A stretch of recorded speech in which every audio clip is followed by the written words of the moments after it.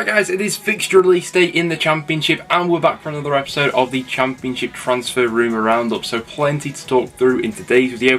Once again, some more managerial talk, done deals, and of course plenty of rumours to jump into. Before I do that though, do let me know what you make of your team's fixture list for the upcoming season. What do you make of your opening 5 or so matches? Do you think you've got it fairly easy, or do you think you've got a tough start to the new season? Starting out with some managerial talk, we finally had Southampton announcing Russell Martin as their new manager. We've known about this one for quite some time, but details relating to finances and compensation packages had held this announcement for quite some time, but he has now been announced as the new Saints boss. Excited to see what he can do with that group of players. Obviously a very young group in at Southampton. Martin has shown to be a decent coach at developing some of those youngsters throughout his time with MK Dons and Swansea, but the pressure will now be on Martin to deliver a top 6 finish as a bare minimum. At Swansea he'd been sort of working against a few factors, with players being taken away from him and having to do things on a budget, but at Southampton there's no doubt that the aim will be promotion at the first time of asking. And with Martin now officially out of the door, Swansea are upping their interest in Barnsley manager Michael Duff, and we could see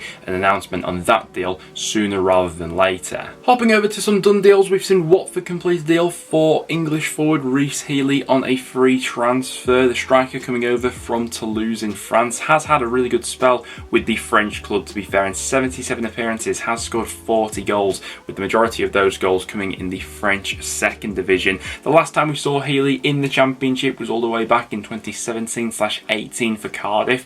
Never quite happened for him at Cardiff previously. Was sent out on numerous loan spells while in Wales previously, but now back in the Championship and with Watford, we expect them to be in the market for a striker or two in this transfer window. And in the case of Healy, he certainly knows how to find the back of the net, but he did miss the majority of last season with an ACL injury, and so Watford will be hoping that that won't have affected him all too much. Julio Floresolo has completed the move over to Plymouth Argyle on a free transfer. A really under the radar signing here from Plymouth, and one that could prove to be an absolute gem. The 26-year-old plays as a centre half but can also operate as a right back as well. Highly rated as a youngster, he spent time with Atletico Madrid, Barcelona and Arsenal throughout his development as a youngster. Made one senior appearance for Arsenal before moving over to the Eredivisie, where he has spent the last few years with FC20, and upon his contract expiring with the Dutch club has now moved back over to England. We spoke previously about Plymouth looking to get a little bit more creative in the market, as they have done over the last couple of years, and more signings along this route, and they could get a few more gems in through the door. Birmingham have completed the deal for Leeds forward Tyler Roberts. The fee believed to be under 750k with add-ons included. It's an interesting deal. He spent last season on loan with QPR, where it didn't quite happen for the 24-year-old. Injuries have really hampered him over his last few years, and that will be the determining factor, I think, whether or not his career at Birmingham will be a success or not. How often can they get him fit and available on the pitch? I still think he is a tidy footballer who definitely has something to offer, and at 24 still has room to improve. He can play in a variety of positions across the forward line that Birmingham will certainly see as useful to them as they look to add more goals to that side next season. But keeping him fit and finding that consistent role for him in the side will be the important factor for Birmingham here. And we saw Niktoris Tarantis' move to Sunderland being confirmed as well. Sunderland got a fair few deals over the line already, and Tarantis, another player who follows along with their general recruitment strategy, just 20 years old, and will be a player who they are looking to develop into the future. Adds a bit more depth into those defensive positions as well, and looks to be a player with a really high ceiling of potential. And we saw Blackburn complete a deal for Arnold Sigetson until the end of the season. The Icelandic international coming over from CSKA Moscow. This is an exciting deal for Blackburn. He can play in a variety of positions as an attacking midfielder or off the left or right wing. This is a player who has experience of playing in Europe in both the Champions and Europa League. He's got 27 international caps under his belt as well, so yeah, good looking bit of business here from Blackburn. But those are some of the done deals we've seen go through in the Championship over these past few days. Now without any further ado, let's hop into some transfer rumours. West Brom defender Daro O'Shea is having his medical with Burnley today, and I wouldn't be surprised to see Burnley doing a little bit more shopping in the Championship over these next few weeks and months. Now in terms of West Brom, the player moving on, this could prove to be the best for both parties really. West Brom getting a decent transfer fee, reportedly so. Burnley are going to be paying around about 7 million for the defender, which will go a long way in easing West Brom's financial situation and perhaps prevent them selling off some of their other sellable assets for lower than their market value. No doubt that Daro is a top championship player with a very high ceiling to go ahead and improve upon, and that's why Burnley are interested. But in West Brom's current situation, getting that sort of transfer fee in through the door quite early on in this window could prove to be pivotal. A deal looks to be advancing for Derby holding midfielder Christian Bielik. He'd be moving over to Birmingham on a permanent basis. Obviously the Polish international did spend last season out on loan with Birmingham, and in the end the deal could be worth up to £1 million. Birmingham obviously boosted by the sale of Joe Bellingham, getting a little bit of money from the Jude Bellingham deal to Real Madrid as well. And Bielik was a solid performer, I thought, in that side last season. A lot of the concerns we originally raised about Bielik and when he signed for Birmingham on loan last season were relating to his injury record previously at Derby, but kept himself fit last season, started in 35 championship matches, and at just 25 years old, I think that one will be a solid addition for Birmingham. There's currently plenty of interest in Derby County midfielder Jason Knight. Bristol City have already had 2 bids rejected from Derby, with the latest believed to be around 1.5 million. Along with Bristol City, Ipswich Town are also said to hold an interest in the Irish international, who for the last few transfer windows has been linked with a move away from Derby. But it now does seem like a concrete possibility that a move could go through if the right money comes in. Both Ipswich and Bristol City have also been linked with a move for Peterborough's Jack Taylor. Ipswich in particular have held an interest in the 24-year-old for quite some time, but it does now appear as if they will be moving on to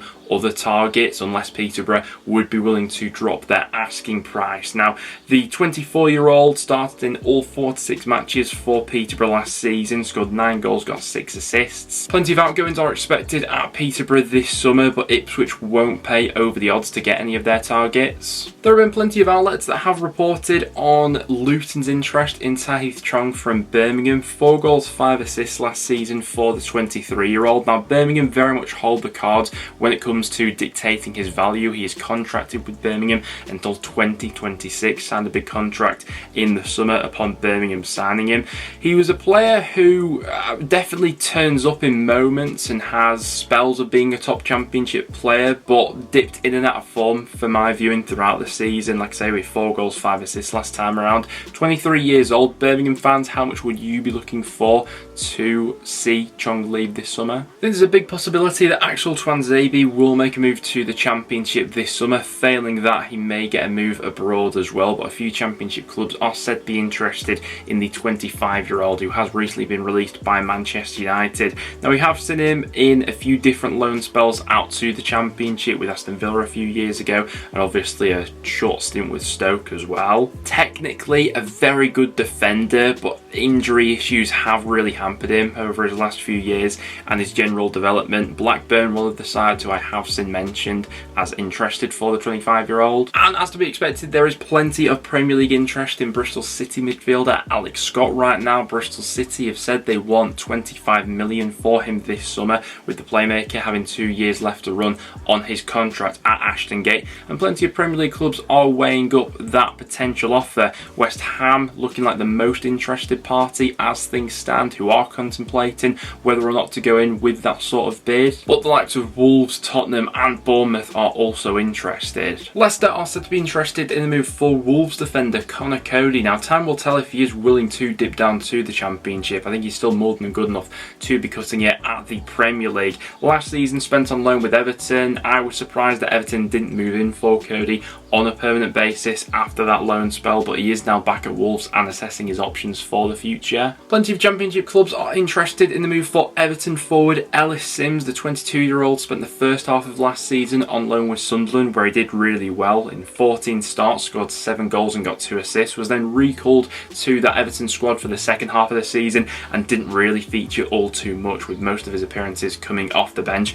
But he's only got 1 year left to run on his contract at Goodison Park, and it does seem as if Everton would be willing to sanction a sale this summer. The club said to be interested, the likes of Stoke, Sunderland and Ipswich all interested in the forward. And we'll end with a little bit of goalkeeping news for Leeds United, because they are currently being linked to a whole host of Championship goalkeepers as they look to iron out who will be their number one going into next season. Of course, Meslier is still at the club, but could be one of those saleable assets to depart this summer, with plenty of interest already from Premier League clubs. And they are said to be keeping tabs on Rotherham United goalkeeper Viktor Johansson. Now, for me personally, Johansson was the best goalkeeper in the Championship last season. Had it not been for his heroics on several occasions of this season, I think there's every chance that Rotherham probably would have been relegated, with how many shots he faced and how many times he actually dug them out of danger. But the Rotherham goalkeeper is not alone on Leeds' watch list. They're also said to be fans of Freddie Woodman from Preston, Cole Darlow from Newcastle and Marek Rodek from Fulham as well.